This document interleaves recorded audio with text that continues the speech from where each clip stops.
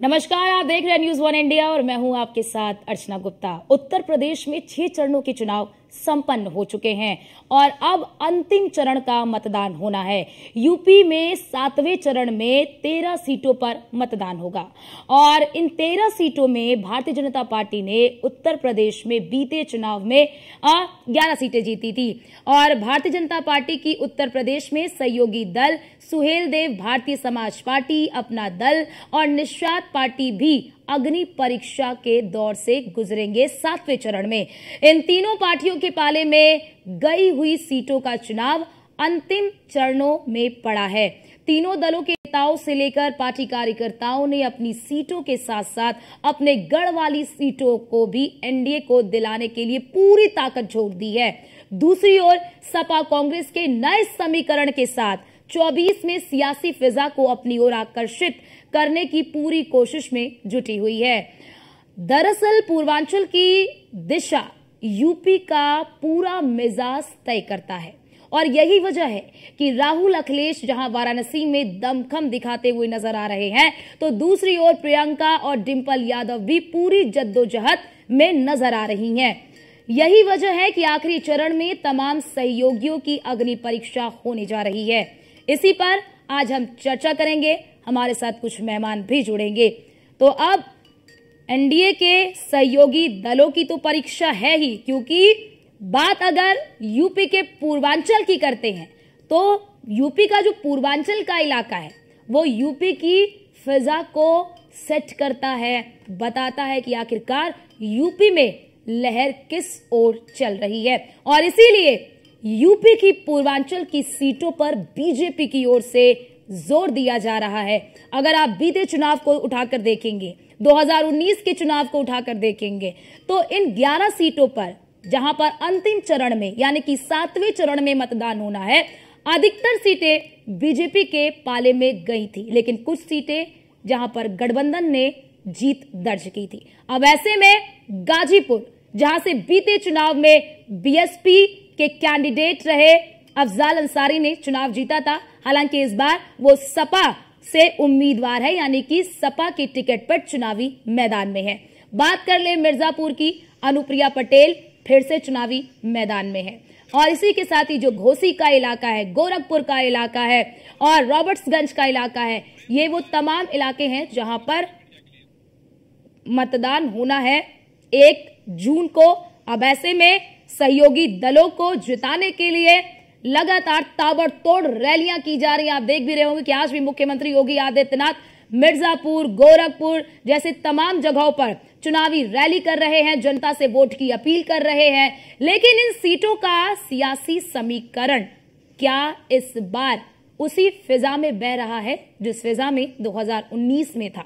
यह अपने आप में एक बड़ा सवाल खड़ा होता है, क्योंकि बीते चुनाव में समीकरण कुछ और थे और इस चुनाव में समीकरण कुछ और हैं। तो अब ऐसे में देखना यही होगा कि तमाम समीकरणों को बिठा पाने में बीजेपी और इंडी गठबंधन क्या सफल हो पाती है, क्योंकि लगातार जुबानी वार पलटवार भी हो रहे हैं और इस जुबानी वार पलटवार के बीच में दोनों ही यानी कि तमाम जो पार्टी जो चुनावी मैदान में है वो अपने अपने उम्मीदवारों को जिताने के लिए पूरी जी जान से लगे हुए। एक तरफ आप वाराणसी की तस्वीर देख रहे होंगे, जहां पर एकजुटता दिखाने की कोशिश इंडी अलायंस की ओर से की जा रही है। बीते दिनों आपने तस्वीर देखी होगी कि प्रियंका गांधी वाड्रा और डिंपल यादव साथ में रोड शो करते हुए नजर आए और आज वाराणसी में ही अखिलेश यादव और राहुल गांधी भी संयुक्त जनसभा को संबोधित करते हुए नजर आएंगे। हालांकि पहले ये प्लान बन रहा था कि वाराणसी, क्योंकि बहुत चर्चित और हॉट सीट है उत्तर प्रदेश की,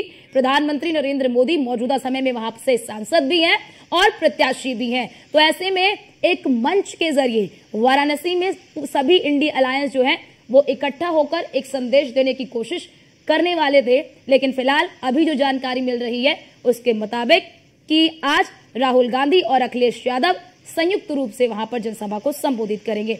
अब परीक्षा यहां पर अनुप्रिया पटेल जो कि अपना दल एस से हैं, और बात कर ले निषाद पार्टी की तो उनकी सीटें भी हैं इस 7वें चरण में। तो बहुत सारे समीकरण हैं उसे सेट करने की कोशिश फिलहाल की जा रही है और इंडी गठबंधन के प्रत्याशी जो हैं वो भी चुनावी मैदान।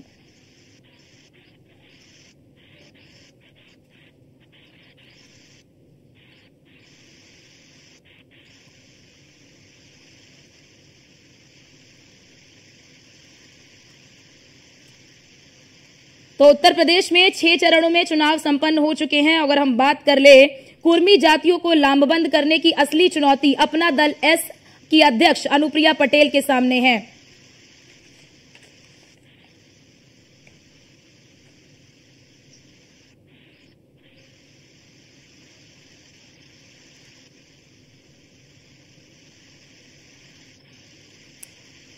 तो कुर्मी जाति को लामबंद करने की असली चुनौती अनुप्रिया पटेल के सामने है और निषाद पार्टी के लिए संजय निषाद को। अब चलिए आज इसी मुद्दे पर चर्चा करने के लिए हमारे साथ खास मेहमान भी जुड़ चुके हैं। आपका तारुफ करा देती हूँ।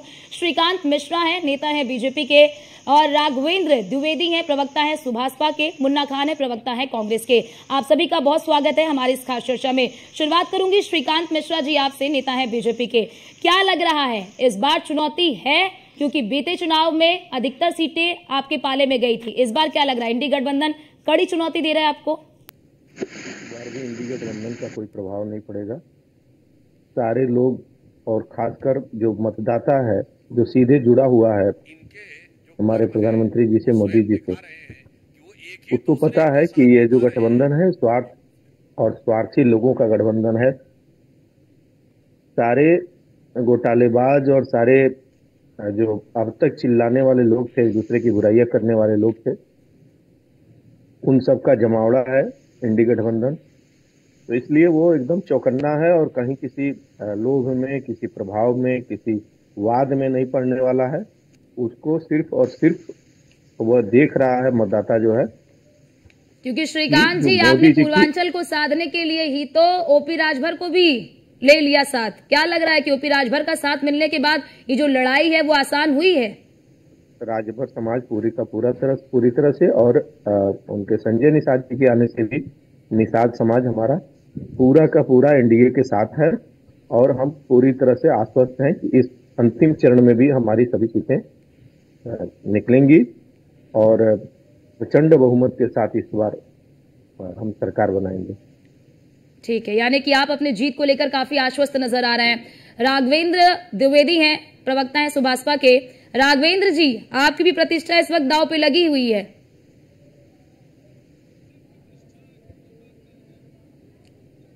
राघवेंद्र जी, आवाज आ रही है आपको?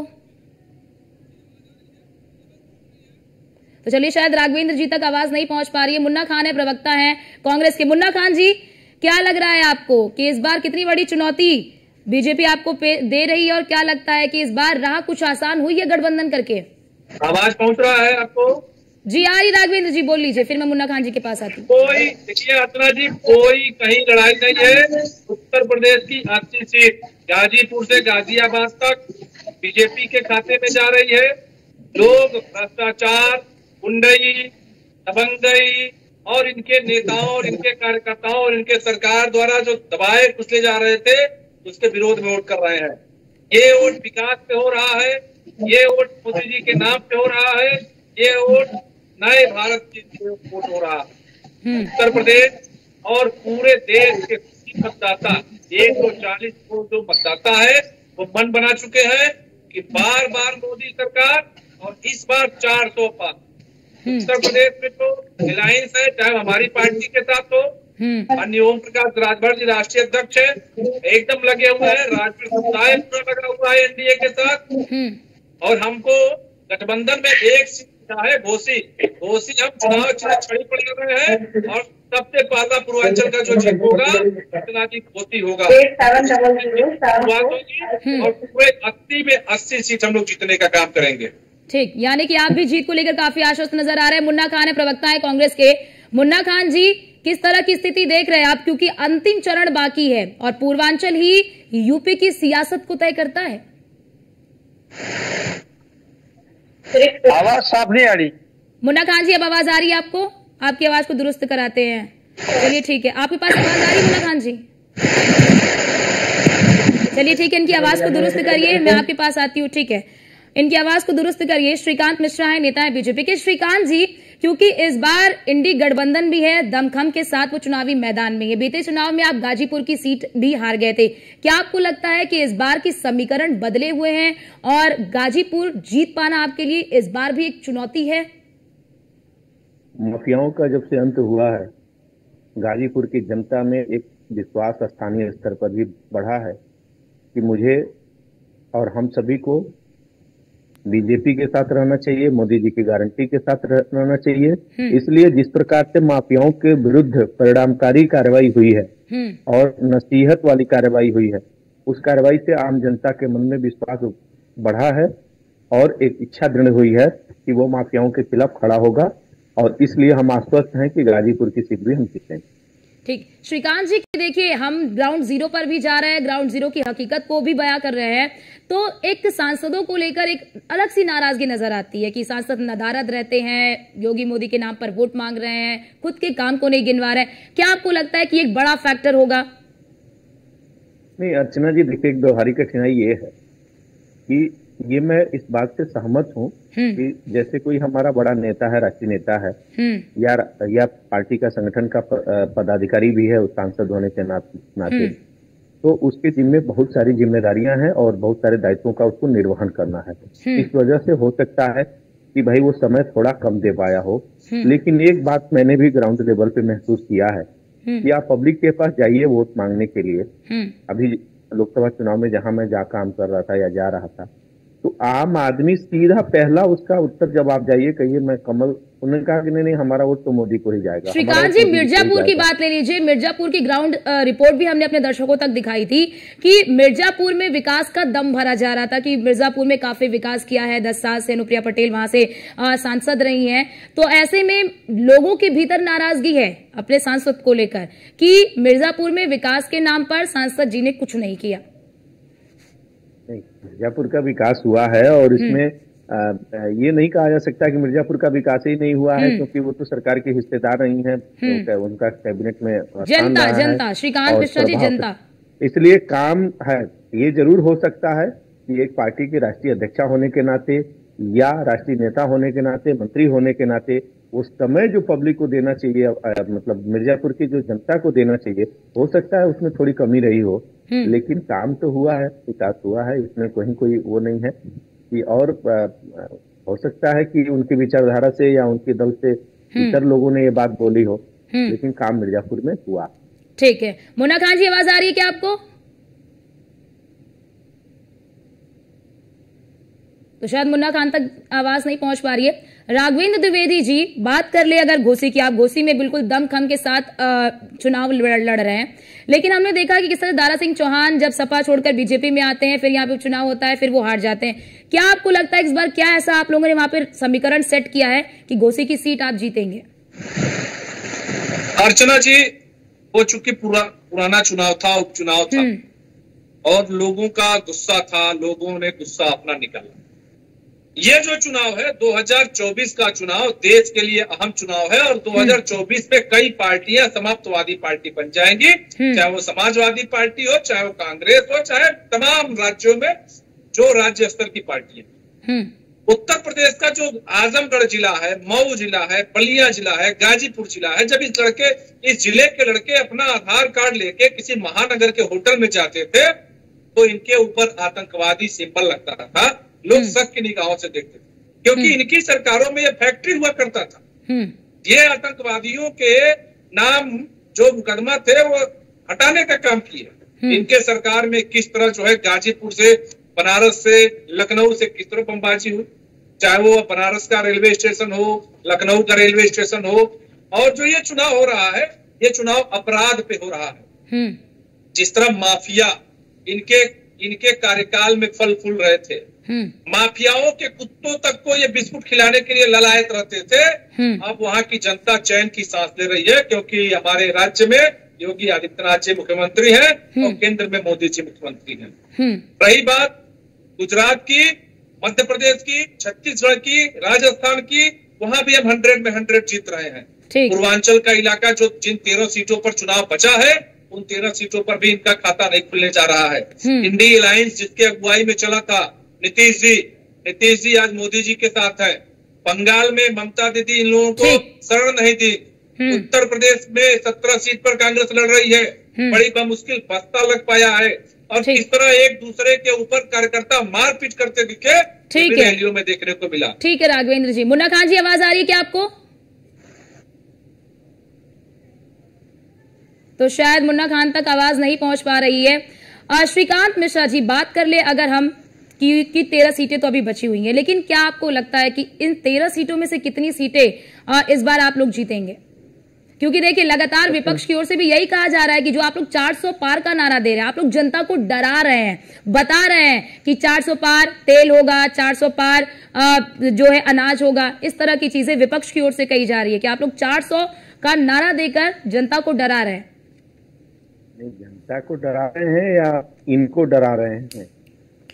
डर तो मुझे लग रहा है विपक्ष और इंडी गठबंधन को लग रहा है कि ये 400 का पार जो नारा है, ये जनता के तरफ से जो हम लोगों का सर्वे था और जो शुरुआती दौर में जो चौपाल लगे, उस जिस प्रकार से लाभार्थियों का हमारे चौपालों में सक्रिय सहभागिता हुई, इससे हम लोगों ने 400 का पार का नारा दिया। कोई हवाई नारा नहीं था, लेकिन इस नारे से सबसे ज्यादा पीड़ा मुझे लगता है विपक्ष को है। सबसे ज्यादा पीड़ा उत्तर प्रदेश में अखिलेश जी को है और राहुल गांधी जी को है। सबसे ज्यादा पीड़ा केजरीवाल जी को है। इसलिए ये लोग सब पीड़ित लोग हैं और इनकी पीड़ा बता रही है कि ये 400 का पार का नारा, और ये अपनी पीड़ा को जनता की पीड़ा बता रहे हैं। इसलिए कहीं कुछ सोचने की जरूरत नहीं है। 4 जून को रिजल्ट आएगा। अभी राघवेंद्र जी बता रहे थे कि तमाम जो क्षेत्रीय दल हैं और उत्तर प्रदेश की समाजवादी पार्टी सहित जो और छोटे जो इनके जैसे दल हैं, वो समाप्तवादी पार्टी हो जाएंगी। शायद 4 जून को ये पता भी चल जाएगा। श्रीकांत जी, आज ही एक कांग्रेस नेता का भी बयान आया, सलमान खुर्शीद का। उन्होंने साफ तौर पर कहा कि आप 10 साल में काम का दम भरते हैं। तो आपने 10 साल में अगर इतने काम किए होते तो आपके पास इतने काम होते कि आप उसे गिनाते गिनाते थक जाते, आपको अन्य मुद्दे लाने की आवश्यकता ना पड़ती।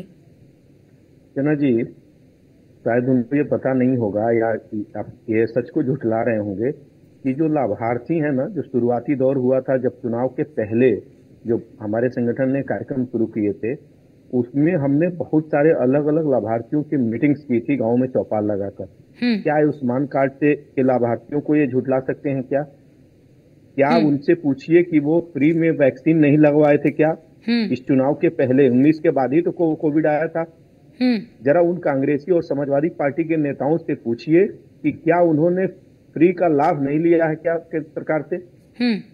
अगर उन्होंने वैक्सीन लगाई है, अगर कांग्रेसी हैं और वैक्सीन लगाए हैं, समाजवादी हैं अगर वैक्सीन लगवाए हैं, तो उन्होंने भी सरकार की मुफ्त योजनाओं का लाभ लिया है। तो इस सच को वो झुठला नहीं सकते। जो अनाज पा रहे हैं गरीब हमारे, लेकिन श्रीकांत मिश्रा जी, यही तो बात, बिल्कुल बिल्कुल जो आप कह रहे हैं, माताओं से पूछिए जिनको वृद्धा पेंशन, विधवा पेंशन मिल रहा है। ठीक है आपके पास लौटते हो श्रीकांत जी। मुन्ना खान जी का भी जो फोन है वो पैच हो गया। मुन्ना खान जी, आवाज आ रही है क्या आपको? आ रही बिल्कुल। मुन्ना खान जी का साफ तौर पर यही कहना है कि इस बार तो सुपड़ा साफ हो जाएगा इंडी गठबंधन का यूपी में। देखिए अर्चना जी, आपने गाना सुना होगा किशोर कुमार का कि कुछ तो लोग कहेंगे, लोगों का काम है कहना। ये किसका सुपड़ा साफ हो रहा है, ये देश की जनता जान रही है। और यही कारण है कि आज देश के प्रधानमंत्री, देश के गृह मंत्री, जो इनकी बौखलाहट है, जो इनकी बिलबिलाहट है, जो इनकी बेचैनी और परेशानी है, वो साफ झलक रही है और मंच पे दिख रही है कि किस तरीके से आज हमारे देश के प्रधानमंत्री की भाषाओं में, शब्दों में किस तरीके से बदलाव आया। मैं ये पूछना चाहता हूँ कि अगर हमारा सुपड़ा साफ है तो आपने आज तक जो चुनाव प्रचार चले, आपने उसमें 10 साल के विकास के काम क्यों नहीं गिनवाए? आज तक जो युवा बेरोजगार है उसकी बात आपने क्यों नहीं की? आज तक जो महिलाएं को अत्याचार, महिलाएं जो परेशान है, जो किसान हर 3 मिनट पे, जो देश में जो सर्वे बता रहा है हर 3 मिनट पे एक किसान की आत्महत्याएं हो रही है, इस पे आपने जिक्र क्यों नहीं किया? आपने क्यों शमशान कब्रिस्तान, हिंदुस्तान पाकिस्तान की राजनीति रखी? जब ये सरकार विकास में बनी थी, ये सरकार महंगाई में बनी थी, ये सरकार बेरोजगारी में बनी थी, तो बताइए आपके मैनिफेस्टो में बेरोजगारी, महंगाई या भ्रष्टाचार या किसान की आय, इसका एक शब्द क्यों नहीं है? इसलिए नहीं है क्योंकि ये सरकार विकास के नाम पे आ ही नहीं सकती। इसे पता है कि हमने कोई कार्य नहीं किए। मैं दिल्ली में रहता हूँ, दिल्ली में 6 के 6 सांसद इन्होंने चेंज कर दिए, कैंडिडेट बदल दिया। क्यों? क्योंकि वो काम नहीं करते थे। ये वास्तविकता है कि कोई भी जनता को मैंने भेजा उस सांसद के पास, तो वो सीधा कहता था कि आपने वोट तो मोदी जी को दिया, मैं काम क्यों करूंगा। तो यही हालत है कि जनता को अब विश्वास नहीं है कि मैं जो जीता हूँ, क्या पता वो सांसद रहे नहीं रहे, तो क्या होगा नहीं होगा। तो असमंजस में किंतु परंतु में दिल्ली और देश की जनता है, और यही मेन सबसे बड़ा कारण भारतीय जनता पार्टी की हार है। बिल्कुल, किंतु परंतु में है तो फिर उनको किंतु परंतु से निकालने की जिम्मेदारी तो विपक्ष की होती है ना मुन्ना खान जी। किंतु परंतु के सामने आप विकल्प भी तो रखिए ना। नहीं, विकल्प रखा ना। देश की जो जनता है वो विश्वास के साथ इस बार कांग्रेस की तरफ मूव की है, तभी हम 348 सीट जीत रहे हैं। 348 सीट का जो आंकड़ा इंडिया अलायंस का आया है, क्या आप देखिएगा 4 जून इंडिया अलायंस कमिंग सून। अच्छा, इन्हें पता है। ठीक है श्रीकांत जी, उन्होंने तो नारा भी दे दिया कि 4 जून इंडिया अलायंस कमिंग सून। ये ख्याली पुलाव है और मुंगेरी लाल के हसीन सपने हैं अर्चना जी, जो मुन्ना खान जी और उनकी पार्टी के बड़े नेता राहुल गांधी जी देख रहे हैं। और आप बताइए कि ये हिंदुस्तान कब्रिस्तान पाकिस्तान की बात कर रहे थे, कौन वो व्यक्ति है, कौन वो दल है? श्रीकांत जी, यही चीज तो विपक्ष भी आपसे पूछ रहा है। आपने काम किया तो आपको चरण दर चरण मुद्दे बदलने की आवश्यकता क्यों पड़ी? अब आप जो है कि आरक्षण को लेकर आ रहे हैं, आप ये कह रहे हैं कि अगर इंडिया अलायंस आता है तो आरक्षण आपका खत्म हो जाएगा, आरक्षण आपका छीन लिया जाएगा, मुसलमानों को ये आरक्षण दे देंगे। पहले मांस मछली, उसके बाद मंगलसूत्र, फिर प्रॉपर्टी और उसके बाद फिर भैंस। राहुल गांधी जी को, अर्चना जी, राहुल गांधी जी को पाकिस्तान की तरफ से शुभकामनाएं प्राप्त होती हैं। राहुल गांधी जी 10 सेकंड के लिए पाकिस्तान में दुआएं मांगी जाती हैं। और राहुल गांधी जी क्यों आखिर हमारे जो राजा महाराजा और रजवाड़े हैं उनसे उनका विरोध क्यों है? ठीक है, उन पर प्रश्न चिन्ह उन्होंने खड़ा किया है, जिन्होंने भारत की स्वतंत्रता में भी अपना योगदान दिया। इसलिए कहीं न कहीं ये पहले अपने आप के अंदर झांक के देखें कि कहां से चले थे और कहां पहुंच गए। ठीक है, जवाब दीजिए मुन्ना खान जी कि आप कहां से चले थे और कहां पे पहुंच गए। फिर मैं आती हूँ आपके पास। नहीं, ये अर्चना जी विपक्ष कहां से चले थे, कहां नहीं पहुंच गए, ये सरकार कहां से चली थी, कहां पहुंच गई, ये जवाब दे। ये सरकार बुलेट ट्रेन से शुरुआत हुई थी, भैंस पे आके समाप्त हो गई। ये सरकार 5 ट्रिलियन इकोनॉमी से शुरुआत हुई थी, 5 किलो अनाज पे आके रुक गई। ये सरकार विकास के नाम पर शुरू हुई थी और मंगलसूत्र पे आके समाप्त हो गई। तो ये जवाब देंगे जिसकी शुरुआत कहां से हुई और अब कांग्रेस। ठीक है मुन्ना खान जी, हमें वक्त इतनी की ही इजाजत देता है। आप सभी का बहुत शुक्रिया हमारे साथ जुड़ने के लिए और अपना अपना पक्ष रखने के लिए। फिलहाल किसकी सरकार आती, किसकी सरकार जाती है, तो 4 जून को ही तस्वीरें साफ होंगी।